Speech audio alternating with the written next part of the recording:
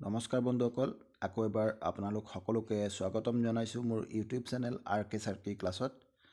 আজি আমি GTPGT টেটকাম recruitment টেষ্টৰ কাৰণে কেইটামান গুৰুত্বপূৰ্ণ বিষয়ৰ ওপৰত আলোচনা কৰিম আৰু তাত কাট অফো সন্নিবিত হৈ থাকিব। এক্সপেক্টেড কাট অফৰ কথাও আমি পাতিম, কিন্তু অকল এক্সপেক্টেড কাট অফে নহয়, তাৰ উপৰিও কেইটামান বিষয় আমি ইয়াত আলোচনা কৰিম। গতিকে আহক দেৰি নকৰি ভিডিঅ'টো আৰম্ভ কৰোঁ। তো প্ৰথম আলোচ্য বিষয় কি হ'ব? প্ৰথম কথাটো হ'ল বহুতৰে কনফিউজন হৈ আছে, বিভিন্ন ধৰণৰ প্ৰশ্ন তেওঁলোকৰ মনত উত্থাপন হৈছে যে যদি যোনটো আমি আনচাৰ কিজ চালোঁ তাত যদি কিবা চেলেঞ্জ কৰিবলগীয়া থাকে তেন্তে আমি কেনেদৰে কৰিম, আৰু আনচাৰ কি চেলেঞ্জ কৰাৰ পিছত কি হ'ব, প্ৰচেছটো কি হ'ব। এতিয়া ধৰি লওক আপোনাৰ যদি তেনেকুৱা সেই প্ৰশ্নটোৰ উত্তৰ মই দিব গৈ আছোঁ। ধৰি লওক আপুনি এটা কুৱেশ্যন, এটা নিৰ্দিষ্ট কুৱেশ্যন, ফৰ এক্সাম্পল আপোনাৰ 70 নম্বৰ কুৱেশ্যনটো আপুনি ভাবিছে যে আপোনাৰ মতে 70 নম্বৰ কুৱেশ্যনটো ভুল হৈছে। মানে আপুনি যোনটো আনচাৰ দিছিলে, ফৰ এক্সাম্পল আপুনি 70 নম্বৰ আনচাৰটো অপশ্যন এ দিছিলে আৰু আনচাৰ কিজ ওলোৱাৰ পিছত দেখিছে যে অপশ্যন নম্বৰ বিটো ৰাইট দেখাইছে তেওঁলোকে, কিন্তু আপোনাৰ হাতত পৰ্যাপ্ত সমল আছে যোনটোৰ ওপৰত বেছ কৰি আপুনি কৈ আছে যে এইটো এ হ'ব লাগে। এই সমলটো কি হ'ব পাৰে? আপুনি যদি কোনোবা এটা ধৰি লওক গাইড বুক পঢ়িছিলে, আপুনি গাইড বুক এটা দোকানৰ পৰা কিনি আনি পঢ়িছিলে, য'ত লিখা আছিলে এনেকুৱা এটা কুৱেশ্যনৰ আনচাৰ এই অপশ্যন এটো লিখা আছিলে, সেইটো আপুনি এটা সমল হিচাপে দেখাব পাৰিবনে নাই, সেইটো প্ৰুফ হিচাপে দেখাব পাৰিবনে নাই। তো এই ক্ষেত্ৰত আপোনালোকে জানিব লাগে, যদি কিবা গাইড বুক আছিলে সেই গাইড বুকটোক আপুনি সমল হিচাপে বা আপোনাৰ প্ৰমাণ হিচাপে আপুনি দেখাব নোৱাৰে। আপুনি কোনটো দেখাব পাৰিব? তেন্তে আপুনি দেখাব পাৰিব যদি ধৰি লওক আপোনাৰ কোনোবা টেক্সট বুক আছে, কোনোবা টেক্সট বুকত লিখা আছে যোনটো নাকি আমাৰ SCERT বা আমাৰ NCERT বা যিকোনো বৰ্ডৰে হওক, যদি তাত সেই টেক্সট বুকত যদি লিখা আছে তেন্তে আপুনি সেইটো দেখাব পাৰিব। এতিয়া ধৰি লওক কোনোবা এটা এনেকুৱা কুৱেশ্যন আছে যোনটো মানে ধৰি লওক আপোনাৰ যোনটো পেডাগজিৰ কথা কৈ আছোঁ আমি, হয়নে? পেডাগজিৰ কথা কৈ আছোঁ। যদি পেডাগজিত এনেকুৱা এটা কুৱেশ্যন আছে য'ত কনফিউজন আছে, সেইটো আপুনি একচুৱেল কিতাপ দেখাব লাগিব, য'ত নাকি কোনোবা এটা ধৰি লওক কোনোবা এটা থিয়ৰীৰ ওপৰত কথা আহিছে, ফৰ এক্সাম্পল আপোনাৰ কোলবাৰ্গৰ থিয়ৰীৰ ওপৰত ধৰি লওক আহিছে, হয়নে? বা তেনেকুৱা যদি কিবা আহিছে তেন্তে তেওঁলোকৰ একচুৱেল থিয়ৰীৰ বেছটোতে আপুনি দেখাব লাগিব। গাইড বুক কিন্তু প্ৰযোজ্য নহ'ব, সেইটো আপোনালোকে প্ৰথম কথাটো মন কৰি ল'ব, গাইড বুক প্ৰযোজ্য নহ'ব। তাৰপিছত ধৰি ল'লোঁ যিকোনো এজন কেণ্ডিডেটে বা এজনতকৈ বেছি কেণ্ডিডেটে কোনোবা এটা কুৱেশ্যনক চেলেঞ্জ কৰিছে, হয়নে? যিকোনো এটা কুৱেশ্যন ধৰি ল'লোঁ, আমি যোনটো 70 নম্বৰ কুৱেশ্যনটো ধৰিছোঁ, এইটো এটা এক্সাম্পলহে, 70 নম্বৰ কুৱেশ্যনটো হ'ব পাৰে নহ'ব পাৰে, আমি এক্সাম্পল হিচাপে লৈছোঁ। ধৰি ল'লোঁ 70 নম্বৰ কুৱেশ্যনটো সঁচাকৈ তেওঁলোকে ভুল আনচাৰ কি প্ৰকাশিত কৰিছে আৰু চেলেঞ্জত সেইটো প্ৰমাণিত হৈ গৈছে। কোনোবা এজন বা তাতকৈ বেছি কেণ্ডিডেটে চেলেঞ্জ কৰাৰ পিছত সেইটো কি হৈ গৈছে, প্ৰমাণিত হৈ গৈছে যে আমি 70 নম্বৰ কুৱেশ্যনটো ভুলকৈ আমি আনচাৰ কি প্ৰকাশিত কৰিছোঁ। যদি তেওঁলোকৰ এনেকুৱা লাগে তেন্তে তেওঁলোকে দুটা ষ্টেপ আছে, সেই দুটাৰ ভিতৰত যিকোনো এটা ল'ব। বহুতে কৈ আছে যে যিসকলে 500 টকা দি পেলাই চেলেঞ্জ কৰিব তেওঁলোকৰহে মানে মাৰ্কটো ইনক্ৰিজ কৰা যাব। এইটো নহয়, এইটো ভুল কথা।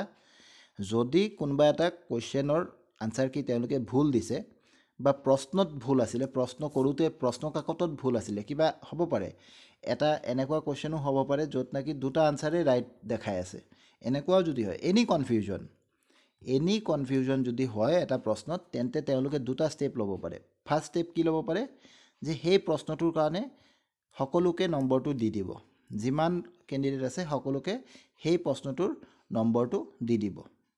বা এইটোও হ'ব পাৰে যে সেই প্ৰশ্নটোক তেওঁলোকে অগ্ৰাহ্য কৰিব। অগ্ৰাহ্য কৰাৰ মানে সেই প্ৰশ্নটোৰ মাৰ্ক কাকো নিদিব, সেইটোও কৰিব পাৰে। দুটাৰ ভিতৰত এটা। এতিয়া ধৰি লওক সেই প্ৰশ্নটোৰ উত্তৰ যিয়ে নহওক কিন্তু তেওঁলোকে যদি ডিচিশ্যন ল'লে যে সেইটোৰ মাৰ্কটো সকলোকে দি দিব, সকলোকে যদি দি দিয়ে তেন্তে যোনটো প্ৰভাৱ পৰিব, যদি সেই মাৰ্কটো কাকো নিদিয়ে সেই একে প্ৰভাৱ পৰিব, হয়নে নহয়? কিন্তু ইয়াত এটা মন কৰিবলগীয়া কথা আছে। ধৰি লওক সেই 70 নম্বৰ কুৱেশ্যনটো কি কৰিছে, এই 70 নম্বৰ কুৱেশ্যনটো ধৰি লওক বহুতে এৰি থৈ আহিছে, তেওঁলোকে এইটো টাচেই কৰা নাই, ভুল শুদ্ধ একো কৰা নাই, এৰি থৈ আহিছে। তেওঁলোকে পাবনে নাই নম্বৰটো? তেওঁলোকেও পাব। পোৱাৰ কাৰণ এটাই যে হয়তো তেওঁলোকে এনেকুৱা দুটা অপশ্যন দেখিছে যে দুয়োটা শুদ্ধ, তেনেকুৱা অপশ্যন চাই পেলাই তেওঁলোক কনফিউজ হৈ পেলাই এইটোৰ আনচাৰ তেওঁলোকে কৰা নাই। তো এনেকুৱা ক্ষেত্ৰত আগত আমি যিবিলাক পৰীক্ষা দেখিছোঁ, APSCয়ে হওক বা তেনেকুৱা বিভিন্ন ষ্টেট গভৰ্ণমেণ্ট বা চেণ্ট্ৰেল গভৰ্ণমেণ্টৰ পৰীক্ষাবিলাকত আমি দেখা পাইছোঁ যে এনেকুৱা কনফিউজন থকা কুৱেশ্যনবিলাকৰ সকলোকে নম্বৰটো দিয়া যায়। তো সেইটো লৈ আপোনালোকে চিন্তা কৰিব নালাগে। যদি আপুনি চেলেঞ্জ কৰিছে তেন্তেও পাব, যদি আপুনি চেলেঞ্জ কৰা নাই তেন্তেও পাব, তাৰ কাৰণে কোনো ডিফাৰেঞ্চ নহয়। এতিয়া এই কথাটো যোৱাৰ পিছত আমি আৰু এটা কথাত ইয়াত আহিব লাগিছে, সেইটো হ'ল এই কাট অফ লৈ পেলাই কি হয়, এক্সপেক্টেড কাট অফ লৈ পেলাই কি হয়। মই দেখি আছোঁ কেইবাদিন ধৰি যে এক্সপেক্টেড কাট অফটো দিয়াৰ লগে লগে বহুতৰ ভিন্ন ধৰণৰ মতামত দেখা যায়। বহুতে কয় যে ইমান কিয় কাট অফ দিছে, তাতকৈ বহুত কমিব। বহুতে কয় যে ইমান কম কিয় দিছে, তাতকৈ বহুত বেছি যাব। এই কথাটো হ'ল কি, মানে কি বস্তুটো এনেকুৱা যে যাৰ ভাল হৈছে তেওঁ কয় যে ইমান কম কিয় দিছে, যাৰ অলপ মাৰ্কটো কম অহাৰ চান্সেছ তেওঁ কয় ইমান বেছি কিয় দিছে। তো দিয়াৰ কাৰণ কেইবাটাও থাকে। আপোনালোকৰ ৰেছপন্সৰ ওপৰত বেছ কৰি আমি কাট অফ দিওঁ। কাট অফ আমি ঘৰৰ পৰা এনেকুৱা নহয় যে আজি টোপনিৰ পৰা উঠি পেলাই মন কৰিছে কিবা এটা কাট অফ দি দিওঁ, সেইটো নহয়। কাট অফটো দিয়াৰ আগত আপোনালোকৰ পৰা কেইবাটাও ৰেছপন্স লোৱা হয়, আপোনালোকৰ ফালৰ পৰা কেইবাটাও ইনপুট লোৱা হয়। সেই ইনপুট, সেই ৰেছপন্সৰ ওপৰত বেছ কৰিহে আমি এটা আইডিয়া কৰোঁ। সেই আইডিয়াত আমি ভুলো হ'ব পাৰোঁ, এনেকুৱা নহয় যে আমাৰ মানে ভুল নহ'ব, ভুল হ'ব পাৰে, ভুল শুদ্ধ সেইটো দেখা যাব, যেতিয়া ৰিজাল্ট ওলাব তেতিয়া দেখা যাব। তো এইটো আমি এতিয়াই কৈ দিব নোৱাৰোঁ যে এক্সপেক্টেড কাট অফটোৱে কাট অফ হ'ব। এইকাৰণেতো এক্সপেক্টেড শব্দটো লিখা আছে, হয়নে নহয়? এক্সপেক্টেড শব্দটো লিখাৰ কাৰণ সেইটোৱে, আপোনালোকৰ ৰেছপন্সৰ ওপৰত বেছ কৰিয়েই বনোৱা হয়। মই এই GT-PGTৰ কাৰণে ফাৰ্ষ্টত পৰীক্ষাৰ কুৱেশ্যন পেপাৰটো এনালাইজ কৰাৰ পিছত এটা কাট অফ দিলোঁ। সেই কাট অফটো চাই পেলাই বহুতে মোক ক'লে ইমান হাই কিয় দিলে আপুনি, ইমান হাই নাযায়। তাৰপিছত যেতিয়া মই এটা পল ল'লোঁ, সেই পলত বহুতে তেওঁলোকৰ ৰেছপন্স দিলে। সেই ৰেছপন্স অনুযায়ী ৰেছপন্সটোৰ মতে মই কাট অফটো কমাই দিলোঁ, যে এক্সপেক্টেড কাট অফটো কমিব লাগে। আপোনালোকৰ ৰেছপন্স চাই পেলাই দিলোঁ। তাত আকৌ বহুতে কমেণ্ট কৰিলে ইমান কম আপুনি কিয় দিছে। এতিয়া মই আকৌ এটা যেতিয়া আনচাৰ কি ওলাইছে তাৰপিছত চেনেলত আৰু দুটা পল দিছিলোঁ, GTৰ কাৰণে এটা, PCTৰ কাৰণে এটা। সেইটো আপোনালোকে নিশ্চয় চাব পাৰে। এতিয়া এইটো চাওক, এইটো আপোনাৰ GTৰ কাৰণে দিয়া হৈছিলে। এইটো 2 উইকছ এগো আগত দিয়া পল, আৰু এইটো এদিন আগৰ পল, হয়নে? সেই 2 উইকছ এগো, 2 সপ্তাহ আগত দিয়া পলটোত কি 70তকৈ কম, মানে বিল' 70 কিমানজনে কৈছিলে? 50% মানুহে কৈছিলে। কিমান ভোট হৈছিলে? 2K ভোট, মানে 2000 ভোট।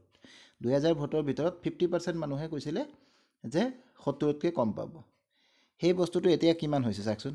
এতিয়া এদিন আগত দিছোঁ, গতিকে 1400 মানুহে ভোট দিছে। কিন্তু সেই যে 70তকৈ কম পোৱা 50% আছিলে, হয়নে? আগত 50%, 50%, এইটো বাঢ়ি গৈ 61% হৈ গৈছে।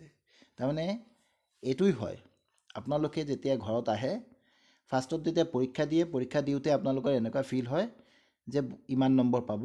ঘৰত যেতিয়া আহে, লাহে লাহে প্ৰশ্নবিলাক যেতিয়া চাই থাকে, তেতিয়া ইমান এনেকুৱা এটা অৱস্থা হয় যে বহুত আমি ভুল কৰি আহিছোঁ ওলাই যায়, গতিকে তেতিয়া নম্বৰটো কমে। তাৰপিছত যেতিয়া অফিচিয়েল আনচাৰ কি ওলায়, তেতিয়া আৰু নম্বৰ কমে। সেই বস্তুটোৱে ইয়াত প্ৰতিফলিত হৈছে। 70তকৈ কম আগতে 50% মানুহে কৈছিলে, আৰু এতিয়া 61% মানুহে কৈ দিছে যে 70তকৈ কম পাব, হয়নে? তো এইবিলাক চাই পেলাই আপোনালোকে নিজেই কাট অফটো ধাৰণা কৰিব পাৰিব। মই একো নকওঁ, এইটো ভিডিঅ'ত মই কাট অফৰ কথা একো নকওঁ, আপোনালোকে নিজে ধাৰণা কৰিব পাৰিব। আগত চাওক, আগত আপোনাৰ এই লাষ্টৰ দুটাত মানে হায়েষ্ট মাৰ্ক পোৱাত কিমান আছিলে? 11%, 7%, মানে 18% আছিলে। আৰু এইটো ভিডিঅ'ত লাষ্টৰ দুটাত কিমান আছে? 8% আছে, অনলি 8%। কিমান ডাঙৰ এটা ডিফাৰেঞ্চ হৈ আছে। গতিকে কাট অফটো খুব বেছি যাব বুলি অনুমান নকৰিব। দুই এজনে ভাল মাৰ্ক পাব, 100 পাব পাৰে, 120 পাব পাৰে, 130 পাব পাৰে, মই জানো তেনেকুৱা আছে। কিন্তু মেক্সিমাম মানুহে খুব বেছি মাৰ্ক নাপায়। এইটো আপুনি চাওক পিজিটিৰ ক্ষেত্ৰত কি হৈছে চাওক। 70তকৈ কম কিমান পাৰ্চেণ্ট মানুহে কৈছিলে আগত? এইটো আগৰ পলটো 2 উইকছ এগো, এইটো কালিৰ পলটো। 70তকৈ কম ইয়াত কৈছিলে 46% মানুহে কৈছিলে যে 70তকৈ কম নম্বৰ পাব। আৰু ইয়াত 59% মানুহে কৈছে যে 70তকৈ কম নম্বৰ পাব, যোনটো আমাৰ অফিচিয়েল আনচাৰ কি ওলোৱাৰ পিছৰ পল। ইয়াত লাষ্টৰ দুটা ঘৰত কিমান আছে? 23%, 13% আৰু 10%। 23% মানুহে বেছি নম্বৰ পোৱা দেখাইছিলে তেতিয়া। এতিয়া কিমান আছে? 4%, মানে 8%, অনলি 8%। ইয়াৰ পৰা কি অনুমান কৰা যায়? যে নম্বৰটো কমিব, হয়নে নহয়? নম্বৰটো কমিবই। আৰু যিবিলাক মানে পিজিটিৰ ক্ষেত্ৰত কৈ আছোঁ, যিবিলাক আৰ্টছৰ পষ্ট আছে য'ত নেকি ভেকেঞ্চি বেছি, তাত কিন্তু সঁচাকৈ কাট অফটো কম যাব। য'ত পষ্ট কম আছে, যেনেকৈ কমাৰ্চৰ পষ্ট কম আছে, তাত অলপ বেছি যাব পাৰে। সেইটো অলপ ভেৰি কৰিব। তো সেইটোৱে কথা। আৰু এটা কথা কি, কাট অফ যিমানেই নাযাওক, পৰীক্ষাটোতো আপোনালোকে দিলেই, পৰীক্ষাটো আপোনালোকে দিছেই, সেইটো আপোনালোকে চেঞ্জ কৰিব নোৱাৰে। তো কাট অফটো কিয় চায়? মানে কাট অফটো এটা আইডিয়াৰ কাৰণেহে চায়। এটা মানে আমাৰ মনত এটা প্ৰশ্ন এটা আহি থাকে যে হ'ব নে নহ'ব, সেইকাৰণেহে কাট অফটো চায়। তো কাট অফটো আপোনালোকে চাওক, বিভিন্ন ধৰণৰ চেনেলে বিভিন্ন ধৰণৰ কাট অফ আপোনালোকক দি আছে। আৰু এই ডাটাখিনি আপোনালোকে নিজে এনালাইজ কৰক। মই কাট অফ কৈ দিব নালাগে, নিজে এনালাইজ কৰক। এইখিনি ডাটা আপোনালোকৰ উপলব্ধ কৰাই দিছোঁ, নিজে এনালাইজ কৰক। কৰি পেলাই আপোনালোকে নিজেই গম পাব। আৰু 2.6K ইয়াত ভোট হৈছে। 2600 ভোট এটা কম ভোট নহয়, কাৰণ কেণ্ডিডেটৰ সংখ্যা ইমান বেছি নহয়। টোটেল কেণ্ডিডেটৰ সংখ্যাই জিটি দুয়োটা মিলাই 60,000ৰ নিচিনা। তাৰে ভিতৰত যদি এইটো এটা চেম্পল হিচাপে লওঁ, তেতিয়াতো ডাঙৰ চেম্পল বুলি আমি ক'ব পাৰোঁ, প্ৰায় 3000ৰ ওচৰা-ওচৰি, হয়নে? গতিকে সেইখিনি বেছ কৰি পেলাই আপোনালোকে নিজেই কাট অফৰ এটা প্ৰিডিকশ্যন নিজৰটো কৰি লওক। আৰু আপোনাৰ মাৰ্কটো আপোনালোকে সেইটোত মিলাই পেলাই চাই ল'ব যে আপোনালোকৰ হ'বনে নহ'ব। বাকী আপোনালোকৰ যদি কিবা ক'বলগীয়া থাকে কমেণ্ট বক্সত নিশ্চয় জনাব। আৰু ছাবজেক্ট ৱাইজ মোক বহুতে ৰিকুৱেষ্ট কৰিছিলে, মই জিটিৰ কাৰণে বনাইছিলোঁ ছাবজেক্ট ৱাইজ। পিজিটিৰ কাৰণে বনোৱাটো আৰু অলপ কষ্টকৰ, কিয়নো পিজিটিত ইমান মানে বেছি ছাবজেক্ট তাত সোমাই আছে। তো ডাটাখিনি পোৱাও নাযাব তেনেকৈ, কিমানজন ক'ত এপ্লাই কৰিছে আৰু কিমানজনে কিমান কি পাইছে, তাত এনালাইজ কৰাটো টান হ'ব। গতিকে পিজিটিৰ ক্ষেত্ৰত মই তেনেকৈ নকওঁ। যদি আপোনালোকে তথাপি বিচাৰে তেন্তে কমেণ্ট বক্সত আপোনালোকৰ ছাবজেক্ট আৰু লগতে কেটাগৰী লগতে আপোনালোকৰ মাৰ্কছখিনি লিখি কমেণ্ট কৰিব। তেতিয়াহে অলপ যদি ডাটা পাওঁ তেন্তে অলপ চেষ্টা কৰি দেখা যাব। সেইটো যদি আপোনালোকে কমেণ্ট কৰে তেন্তে এনেকৈ কৰিব, নিজৰ ছাবজেক্টটো আগত লিখিব, ছাবজেক্টটো লিখিব, কেটাগৰীটো লিখিব, কি কাষ্টত পৰে আপুনি, কেটাগৰী লিখিব আৰু মাৰ্কছ লিখিব। এই তিনিটা বস্তু যদি লিখি পেলাই কমেণ্ট কৰি দিয়ে তেন্তে আমি এটা চেষ্টা কৰি চাব পাৰিম যে বনোৱা যায় নেকি। এইখিনি কৈ ভিডিঅ'টো অন্ত মাৰিলোঁ। ধন্যবাদ।